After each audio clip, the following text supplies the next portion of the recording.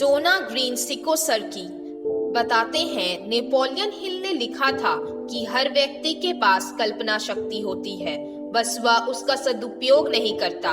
कितने शर्म की बात है कि हम में से 90% लोग केवल दृष्टा होते हैं। वे केवल उतना ही देखते हैं जो सामने दिखाई दे। ऐसा क्यों? वह इसलिए क्योंकि हम अपनी कल्पना की परीक्षा नहीं करते। कभी आपने ऐसे शब्दों के बारे में गंभीरता से विचार किया है जो आपकी कल्पना को गुदगुदाते भी हो और आपको प्रेरित भी करते हो? मेरे दिमाग में 10 ऐसे शब्द हैं जो पहेली नुमा लगाते हैं। सनकी, खाना बदोश, स्टारशिप, संयोग, वृत्त, श्रद्धा, फूलना फलना, उद्दार, रचनात्मक, घुमक्कड़। इन शब्दों को केवल कहने और पढ़ने मात्र से मेरी बुद्धि व इंद्रियों बोध शक्ति कई गुना बढ़ जाती है। मुझे मेरी सीमित कल्पना के परे सोचने को ठेलती है। मैंने इन्हीं शब्दों को वाक्य में प्रयुक्त करने की कोशिश की है।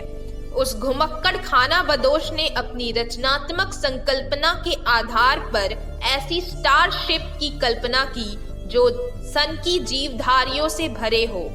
संयोग से वे जीवधारी चक्राकार पुष्पपुंज उस खाना बदोश भविष्य बताने वाली उदार मना और उसके मन की श्रद्धा के समान थे। आपको यह भ्रांत लगा। अब आप प्रयत्न कीजिए। अपने किन्हीं 10 शब्दों की सूची बनाइए जो आपको आकर्षित करते हो और उन्हें इसी तरह वाक्य में प्रयुक्त करने का प्रयत्न कीजिए। फिर सोचिए कि आपने किया क्या। उस रचनात्मक संकल्पना के आधार पर आपने ऐसा क्या किया जिसे योग्यता से आप स्वयं ही अनभिज्ञ थे।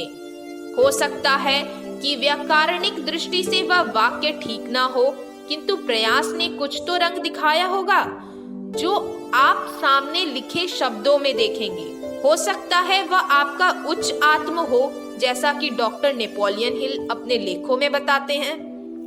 अपनी कल्पना व रचना शक्ति को मनाते हुए स्वयं को मस्तिष्क की उन गहन गहराइयों में ले जाइए जहाँ के अंधेरों में से आप कुछ नया संवेदनात्मक भाव या विचार बाहर उजाले में ला सके।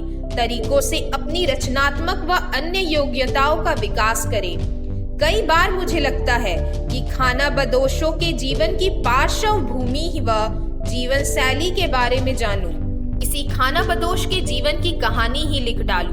कभी लगता है कि हाथ में क्रिस्टल बॉल लेकर देखूं। कभी लगता है कमर पर पट्टा, बालों में स्कार्फ और हेलोवीन की छवि धारण कर अन्य व्यक्तित्व बनाकर तो देखूं। जो भी संकल्पना या विचार मन में आए उसे पूरा कर कुछ रचनात्मक कल्पना को पोषित तो करूं। सिर्फ हमें ही पता होगा कि किसी कल्पना को पूरा करते हुए कहां पहुंचेंगे। अगर खतरा मोल उठाया है तो कुछ तो मिलेगा ही, या तो सफलता या अनुभव।